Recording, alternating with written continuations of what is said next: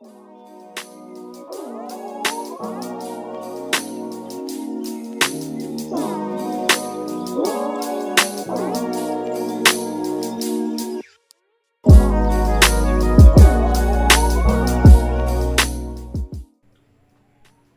day, spiritual people. Welcome to yet another installment of the All Things Spirituality with Cremation.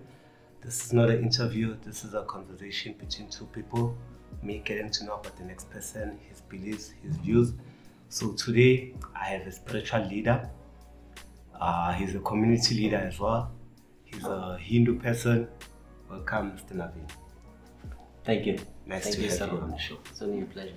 Yeah, so my first time coming across with Hinduism, I was in primary school. I went to an Indian school. So majority of the people that attended the school were Hindu. So I was intrigued. So I'm glad to have you on the show. Thank you. Okay, so I want to know like your experiences of becoming a Hindu, where it all started. Okay. Well, the Hindu religion you're actually born into, if you're born into a Hindu family, by default you will adopt whatever religion the family is in. So I was born in the Hindu home, the youngest of four. So I had to adopt the traditions and the cultural beliefs around Hinduism. Okay. And in a very similar way from the way most families are structured, you look up to your elders, and that's your grandparents, great-grandparents, grandparents, your parents, and your siblings, and you follow the tradition, customs and traditions of your particular religion based on how your elders, and in my particular case it was my dad and mom. Oh, they were all Hindu. Hindu, and then my grandparents, my dad's side, my mom's side, were also Hindu. Okay. So whatever they practiced had to be duplicated back in down to the kids, and what the kids would do and the children would do. So you would have to follow the traditions, customs and traditions. Very similar that most religions have a calendar, a religious calendar. Okay. And you can actually buy those religious calendars at a Hindu shop, usually a prayer shop that sells Hindu spices and prayer goods, or you could buy it from one of the organizations, Hindu organizations. So, and this particular calendar has got specific dates for each of the deities, and the dates are very much based on their birthdays, but it's also linked to the lunar calendar. So there's everything around the universe. So it's a very universal religion, and the dates are not the same every year. Because I think if you come from you in a Hindu school, there was one particular religious day that you were very intrigued about, and that was Diwali. Diwali, right? Where they do their paints in their hands. Yes. Okay. Yes. So Diwali is one of the. It's regarded as our equivalent to our Christmas, but there's traditions around that. And the more you get older, the more you learn about it, because it's celebrated very differently in South Africa compared to the way it is in India. Okay. So you were born in South Africa. In a Hindu family. Yes. Yes. So Hindu is only for Indians. Can you be African like me and then be Hindu? I've never seen. Yes. Yes, you can. And if you actually look at, if you get involved in the Hare Krishna movement, ISKCON International, to give you the full, it actually stands for, just looking it up here because I'm not really a follower. You want to be accurate with it, yeah. And actually ISKCON is very much Krishna conscious, everything around to do with Krishna consciousness. And if you actually go to the Hare Krishna movement in Durban and the center in Durban, you'd actually meet a lot of African people that are actually across all colors. Okay, so anyone Hindu. Yeah, and there's a massive following internationally around the Hare Krishna movement. Okay.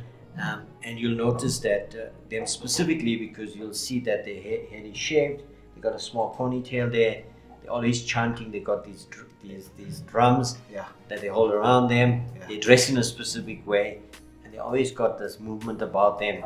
It's got a rhythm about it that's quite amazing. I do have friends that are Hare Krishna devotees, and they are very staunch, and there's a certain way that they practice the religion. Is very detailed, and it's quite amazing. You have to be very committed to do that. Okay, because there's certain things you can do and you can't do, and I think one of the things is you can't eat actually meat. You don't eat meat? Meat, yes. If you follow that particular one, but Hindus, in Hindus you actually get the Hindi speaking people, you get the Tamil speaking people, Gujarati speaking people, and you fall under. I fall under Hindi speaking. So that it just depends on you as a family. Because if you grow up in a family which is vegetarian, then you can continue to be vegetarian, or you can also eat meat. It's up to you. You can have a combination of vegetarian and meat. So I'm not a staunch vegetarian. Oh, you eat meat? We eat, we partake in vegetarian and meat meals, but we do not eat beef because the cow is sacred, and that comes back from India. And if you go back and you look up the way it's celebrated in India, the cow is extremely sacred because it gives us milk, which we use to pray, and we do not partake in having that meat. Although there are certain Hindu people that do partake in eating beef, but in what we practice at home, in our home, there's no beef products at all. So we're very staunch about that. So true or false? The Hindu nationalist wants to make India a vegetarian nation. Is it true or false? No, it's not true. Because if you go and look at the statistics, and I went and looked at statistics up, because there's a perception in the media that part of it is possibly true, but there's also a certain amount of, because remember the media will cover it in a certain way. But if you actually look at the statistics from the Hindus in India, there's only I think 44% of them, based on the research, one of the research organization stats, that are actually vegetarian. And then there's a whole lot of them that abstain from eating meat on certain days, and then only abstain from eating meat on certain days, and only abstain from eating certain meats, and then they have some of them that have no restrictions. So it's broken up into various portions and it's boxed in that. And the reason for that is that in exactly the same way that we practice it. On Tuesdays we do not eat meat at all. There are those religious days according to our religious calendar that we partake in not eating meat. And then there are specific days when you are doing a specific prayer that you do not partake in eating meat. So it just depends on what rituals you are performing and what your family is doing.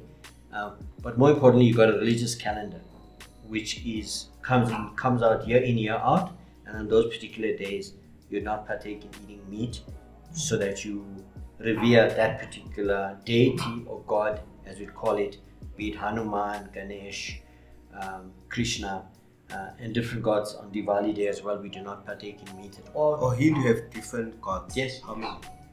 There's lots. I didn't actually count, but there's lots. There's lots. But they obviously they come down in.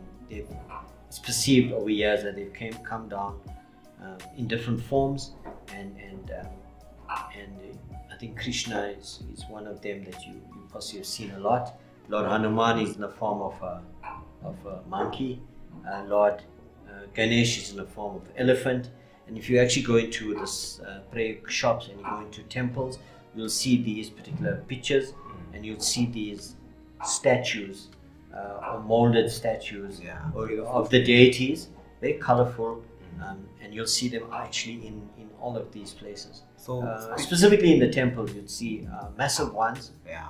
And if you travel around the world, you'll actually see massive statues of them. Like in Mauritius, Lord Shiva.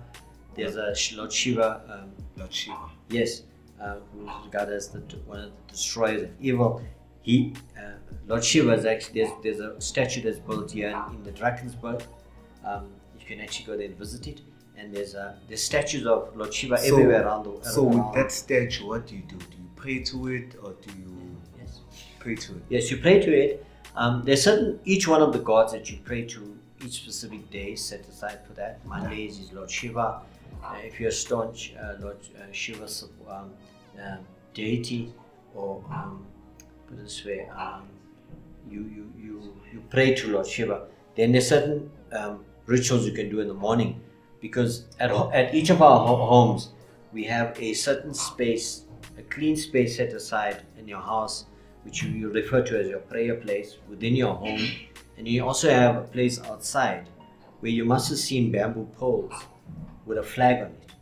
Okay. You must have seen that, right? So as a Hindu, we put up those poles with a flag. The one is for Lord Hanuman, the yellow one, and the red one is for, may getting confused, but there's Lord Hanuman and there's Lord Shiva. And that particular prayer place is a very sacred place, and there you can partake in rituals. On a Monday for Lord Shiva, on a Tuesday Lord Hanuman, and you can do specific rituals. So what type of rituals do you do? Well, with us, and let's go back to the cow. The cow is very sacred. So the cow gives you milk. So you can offer milk at this prayer place near the bamboo, as well as with Lord Shiva. You've got a stone, it's called a Shiva Lingam, and on that you can pour the water, you can pour the milk. Everything is in pure form. So your milk and your water is in pure form. And you can pour the milk, and you can chant a specific mantra. That's specific to Lord Shiva, asking for whatever you want. You may be going through ill health, you may be studying, or you could not be going through any of that, but all that you want is good health, peace, and that your family be safe. The world is in chaos, so you're looking for spiritual enlightenment through revering and through praying to each of these deities. So in one of those rituals, can you bewitch someone? No, you can't. Yeah. Put a spell on someone? No, you can't. You can't. It's because the religion is very open, and I want to go back to that question that you spoke about. Can non-Indian people be Hindus? Because Hindus are people who religiously adhere to Hinduism, and it was very much a geographical thing, cultural and later some religious identifier for people living in the Indian subcontinent. But as more and more people started getting being made aware of this religion, you have different people across the world, irrespective of color, race, that actually follow the religion, and they get to understand what needs to be done to be a Hindu, and they learn the traditions, customs and traditions of being a Hindu. So and it's a religion, and at the end of the day, there's so much similarities between Hinduism, Christianity, and if you look at it, if you go into a church, you'll see incense sticks, am I right? You'd see one of the things is you see the sacred bread being offered in the church. You see people are reciting prayers using the rosary. Okay, now if you go into a temple, you'd see very much the same thing. It's just that the bread looks different in a Hindu temple compared to the bread you see in a church, and it's just the way it is prepared, and we'll call it prasadam, and that is basically clean cooked food that you're offering to the deities. What is it called? Prasad, yeah. It's prasadam, as in or prasad for short. But you can look it up. It's quite interesting. You see them made in a very different, unique way. There's nothing that's made there with meat. So everything that has to be cooked has to be cooked in utensils that no meat is touched. So in the temple, is there, because like with Christians, there's a pastor, and then in other like institutions, there's prophets. Like in a temple, is there someone who leads Yes. the temple? Yes. So we have a priest, Priest. priest. Called the priest. A priest, exactly the same in English, a priest, but they refer to as a Brahmin or a Pandit, Brahman. or a Guru. There's different names depending on if you're Hindu, Tamil speaking, Hindi or Tamil speaking. And if you go to the temple, you'd look for the most senior person there that is a learned priest, and there are people who have gone through the process of becoming a priest, so they can recite and chant prayers either by looking at a book, or they can chant it from their minds to actually do that particular prayer that they're doing for you. Oh, okay. So if it's a specific prayer, like a child is born and they have to do a specific prayer for the child, then the priest or the guru there would tell you, you need to bring this fruit, this prasadam, this milk, and there's a list, incense sticks, camphor, and so on. There's a whole list, and in these particular items that you buy, you come there to the temple, or the priest comes to your home, or the guru comes to your home, and then you partake in this prayer based on all of those items that you use. And those items you can buy in a prayer shop. Okay. Spice shop, prayer shop. Another thing that I love about Hinduism, because with me, I'm big on meditation. Every day I meditate. Today, before coming here, I did meditation. So what's your thing with meditation? Is it part of the culture or? Yes. Well, everything around the culture, it's about focus. It's about peace of mind, and the fact that you do these things in a particular way is a clear indication that there's a certain amount of discipline. So if meditation is a discipline. In some of the other, there's a certain discipline about it, is that you sit there and you free yourself of all the other things around you and the noise and the worry. Do you meditate? Yes, there's certain time in your day, and specifically in the morning, because you're starting off your day, you showered, you carried out your ablutions and so on, and you dressed up with clean clothes and stuff, and you actually sit down and you actually can meditate, pray at the lamp, pray at the prayer place, and partake in meditation in that short time period that you set aside for it. And it doesn't mean you have to do it in the morning. You can also do it in the evening, where you feel that you're more at peace after the day, at the end of the day, but you're also more relaxed and know that you'll be able to get the best out of the meditation period. And it's also very linked to the thanks. It's also very linked to your peace, that you have inner peace.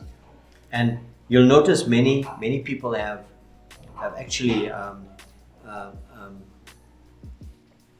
practiced yoga, which is also a form of exercise, but also gives you that option of focus and meditation, because you can integrate it.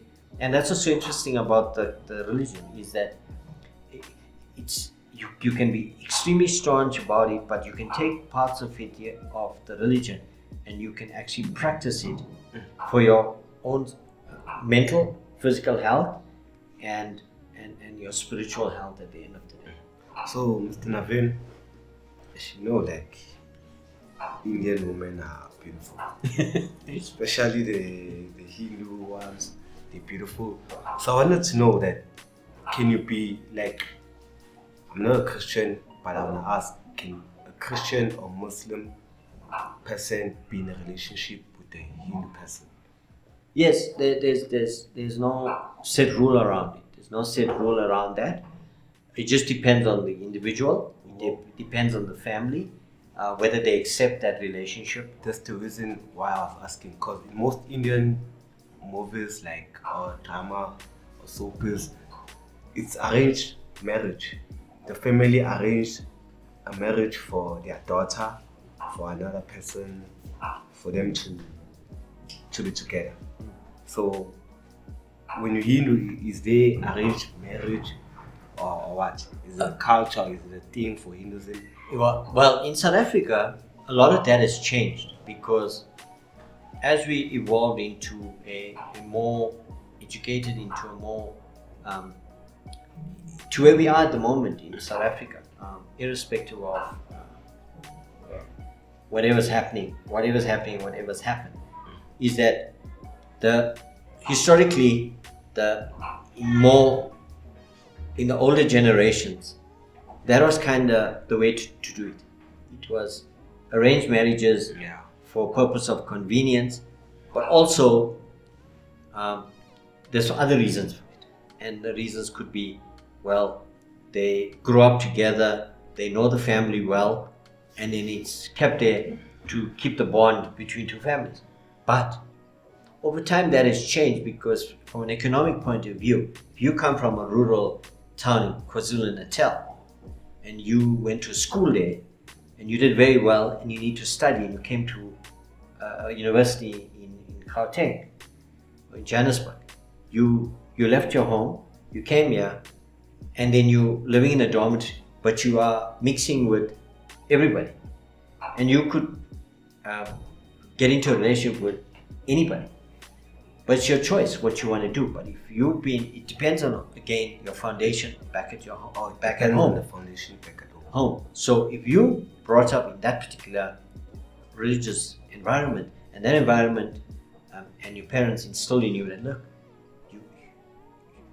you definitely should marry. You're Hindi speaking. You should marry a Hindi speaking girl, a lady, or as a guy marry a lady. Just so that you keep the traditions, because when you cross, it becomes there's a fair amount of adjustment that you have to do. I'm not saying that I'm against it. Okay.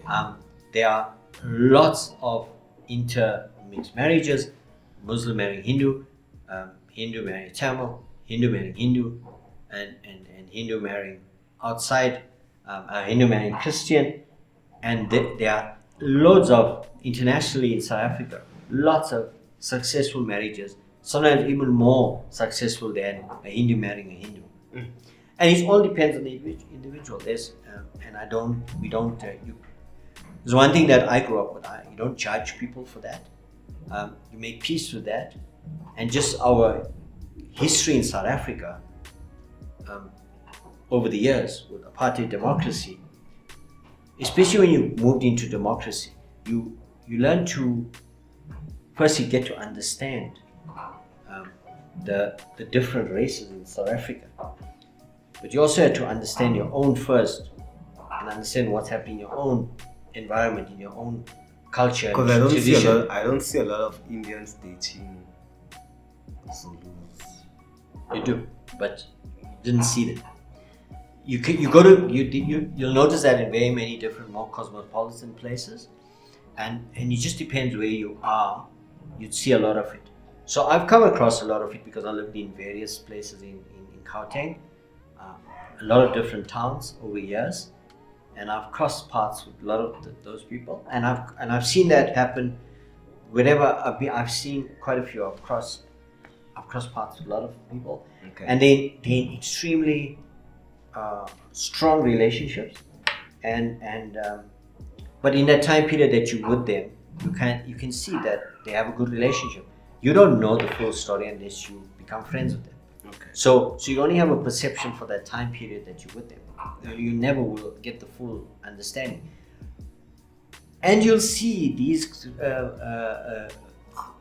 inter-religious marriages. And as I indicated, there's many successful ones, and then there are many of them that are not successful. And it just depends on the individual. What do they want out of this? Okay. So our co-host, Lisedi, she has a question for you. What is the question? Hi, Lisedi. I didn't get you. Navin. Mr. Navin. Mr. Navin, thank you for educating us on your religion. I have a few questions. I hope. I hope I remember all of them. No problem. But first, let me quickly find out, in Hinduism, is there like a specific book that you guys follow? Like a Bible Like, or Quran. like in Christianity, we have the Bible and Muslims have the Quran. Do you guys have like that specific book that you read and you follow? That's a good question. Yes, yeah, it's great. Thank you for that, and it's great to be here. Yeah, we have the Bhagavad Gita, which is a What is it called? Bhagavad Gita. Okay. Yeah, Bhagavad Gita, and it's and what's so nice about now is that with social media and with the advent of technology, when you were in school and when you were in primary school and high school, when you look at how thick this book is, it's daunting. Right? It's as daunting as the Bible. Yeah. But the other religions have Sunday school. The Muslims have their madrasa classes after school, and the kids go through the learning curve. We also had a Hindi school, but there again, how committed you were to do that, because your mainstream school was a priority. But depending again on your family, and then your exposure on weekends at a temple, and then having a religious teacher there to teach you, then you'd get to know it. But as you got older, you start reading these religious books, and with the advent of technology and media, there's movies and there's series that have been made for you to take you through the understanding of this particular book. But more importantly, the book is available online. You could actually read it, and there's recordings of your scriptures from there that you can listen to, that will take you through the process of understanding your religion better. So it's quite interesting. You learn so much. You'll never know everything, and I do not think even the gurus and priests will possibly ever know everything about it, because the religion is massive, it's vast, covers so many areas. It's because it's a very old religion. So and there's various interpretations of everything, which sometimes can conflict, but I think the common basis of understanding it is there, which is good. But it's nice when you get into a debate, because you learn so much more about your own religion that you thought you knew. Okay. I don't think we have time for time. No, you can ask. I'll just ask one question, No. one last question, and I normally ask everyone. I think this is a very important question to ask. You said you were born into a Hindu family, like everyone was. I'm a Christian. I was born into a Christian family, so automatically you follow what people do, what your elders do. But I think this is for everyone. You get to a point where I don't know if it's self-discovery or self-actualization. Have you ever gotten to a point where you ask yourself, individual, I believe so much in individualism. I don't think my parents can make a decision for me at the end of the day, as to who do I follow, what do I listen to, and how do I conduct myself, and everything, and customs and norms and culture, things that I want to follow. So have you ever gotten to a point where you ask yourself about your religion? Why are you doing this? Where does it stem from? Do you actually believe in this? Do you actually want to do this? Have you ever gotten to a point, and how has that been for you, if you have? Yes, and usually the most conflicting period in your life is when you're an adolescent. Okay, that's when you start asking questions on a lot of things. So, and as much as we had strict parents, I had very strict parents, but also very understanding parents. And you were said, this is what you do. But when you were there and you were doing these rituals, the nice thing about it is that the guru or the priest that's partaking, that's doing the prayers for you, takes you through the process to explain it to you. Even though they're doing it in Hindi and doing the prayer in Hindi, the explanation in English open your mind. to exploring this particular religion more. And at school you did that, and when you got out of matric and you went to college varsity, that's when you questioned it again, because there you are meeting a variety of people that you did not grow up with. These people came from their own homes, these people came from different backgrounds, and when you sit there and you sit there in the temple, or you sit there in a social gathering and you actually start talking, you get to hear various views, and you get to hear other religious views too. But the thing is this, is that with me, the nice thing about my situation is that these things were instilled in you through your elders, your grandparents, your parents. And if you had great-grandparents, lucky you.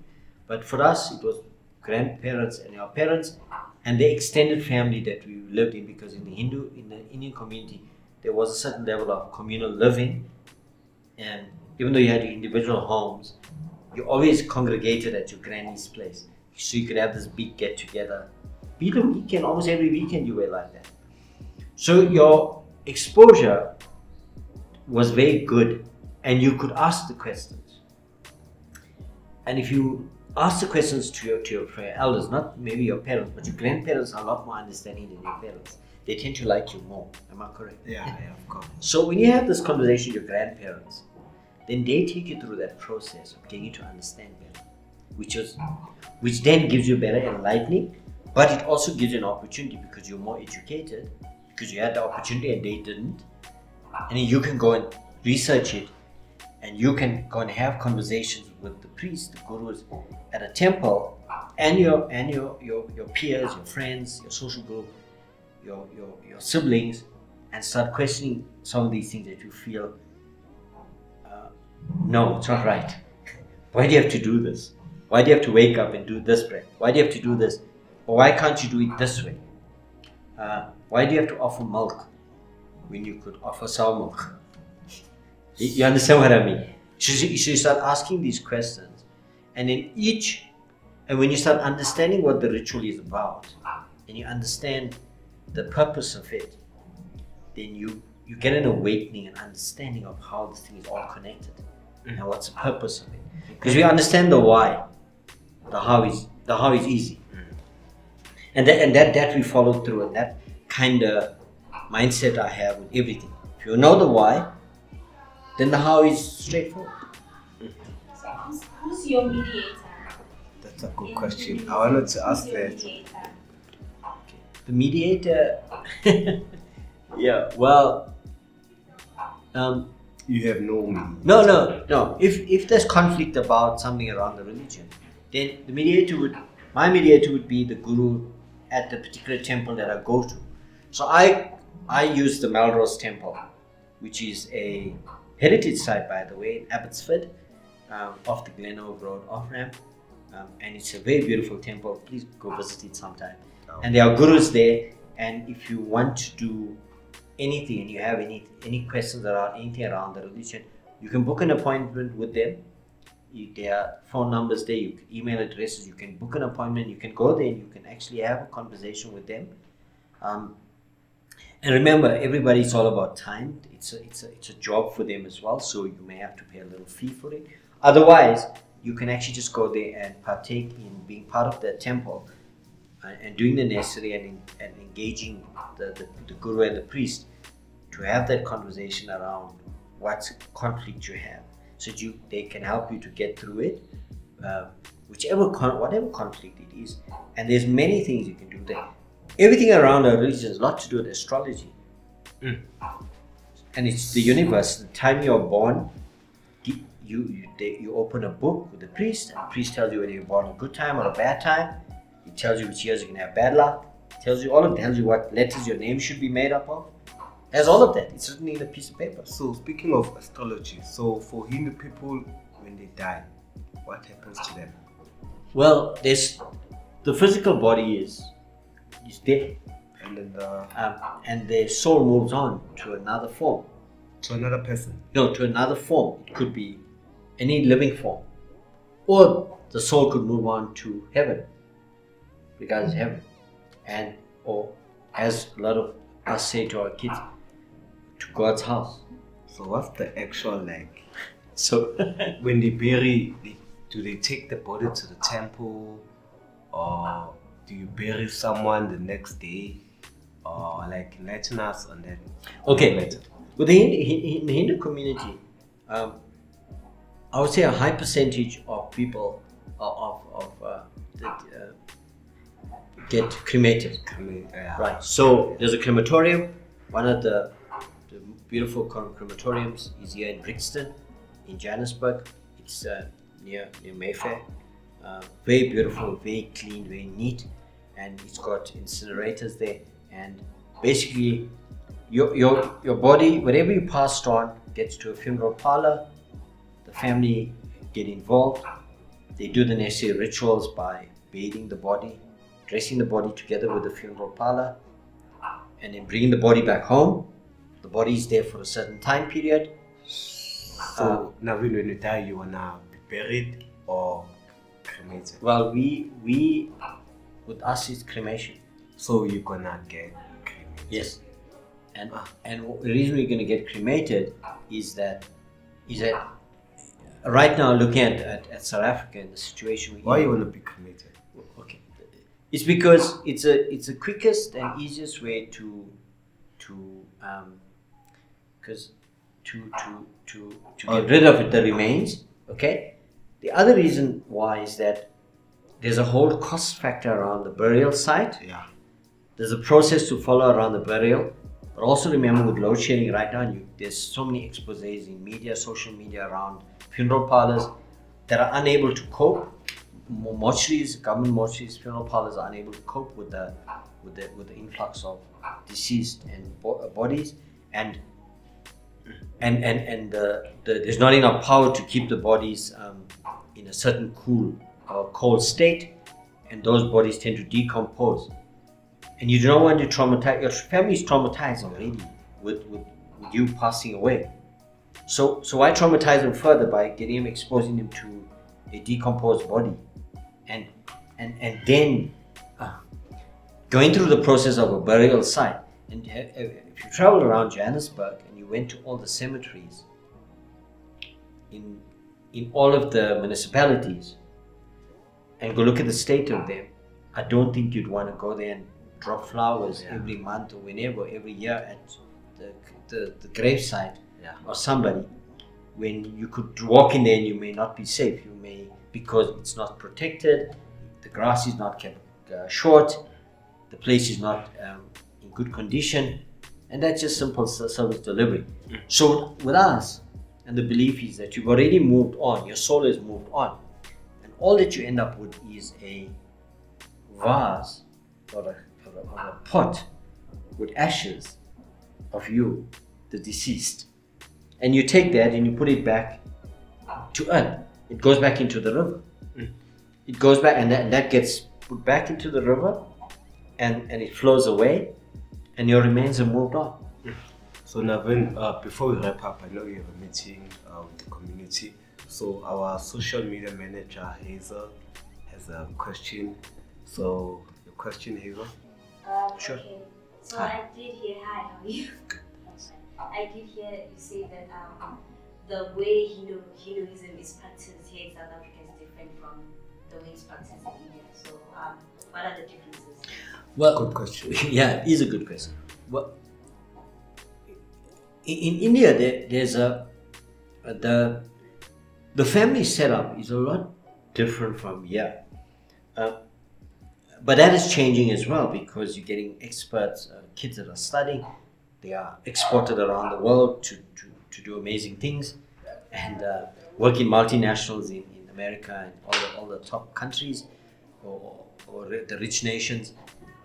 And not say that India is not a rich nation, but what actually happens in India is that the family is very close knit. So you got the elders living with the family, with the kids. So everybody's there. It's a very communal setup, and it's very, very it's practiced very religiously, and in many of the areas, especially in the outside of the big cities of South Africa, and even the big cities where their families are closer together, it's really, really practiced religiously. But the other reason why it's practiced a lot differently in India, and you can go and see how many temples they have in India, and the religious sites where these different rituals are carried out for different deities.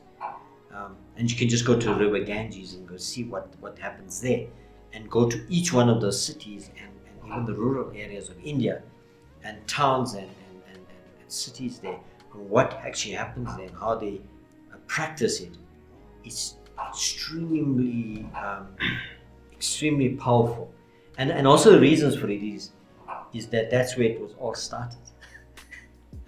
Whereas we were kind of exported here, brought in here, and we had to find our space here, because our ancestors who came with the ships to work in the sugarcane fields had to then rebuild the family structures and everything that they left in India, and they had to do it here.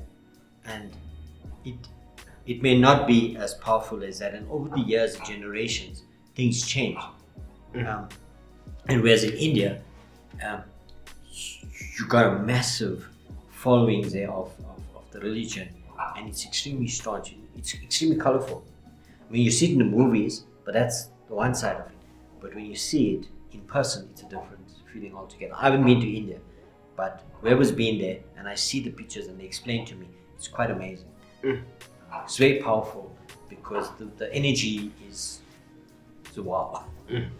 Yeah, great insight. So if you're watching, make sure you hit the like button, subscribe button for the algorithm, so that more people can watch this episode. And then in every episode we ask like this question, that what's a perfect world for you? When you're sitting down and say, now this world is a perfect world, what's a perfect world for you? Yeah, no, it's a good question. It's a great question. Well, the perfect world is irrespective of what you're going through at the moment. Just make sure you do good. You live a healthy life. You try your very best to practice your religion, and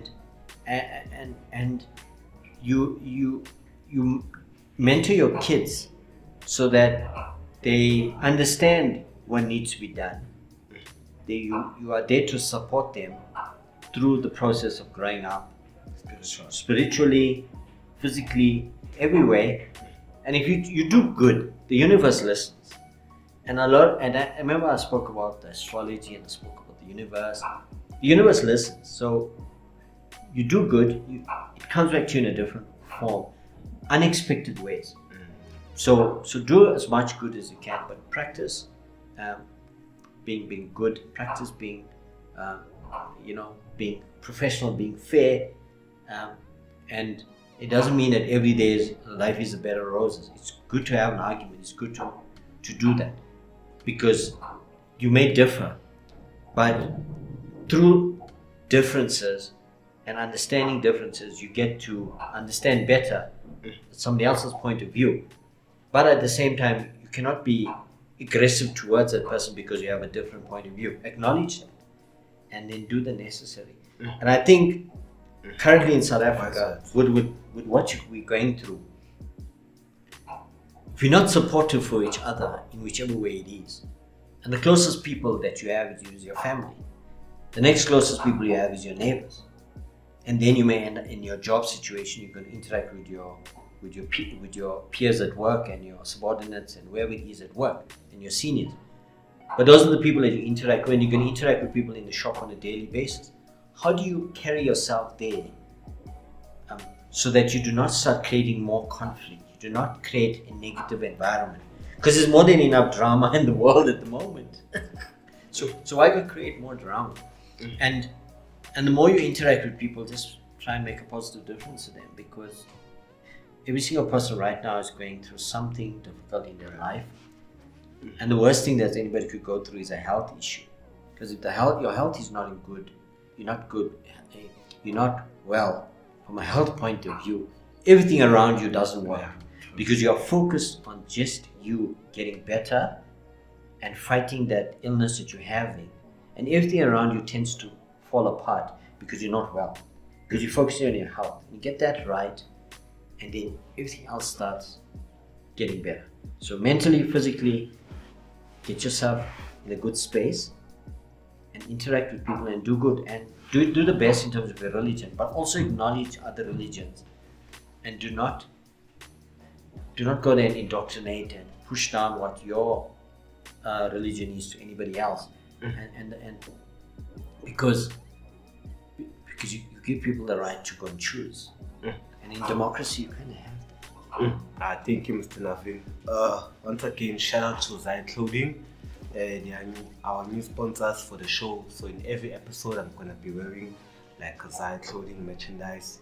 Check them out on Instagram, Zai Clothing SA, Facebook, Zai Clothing SA. And then thanks once again. Need to catch up. It's a pleasure. Maybe we should have this once again because there are a lot of stuff I didn't ask because you have to get your meeting for the community. But thanks a lot. No, it's only a pleasure. So thanks. Alright. Thank you guys. Cheers.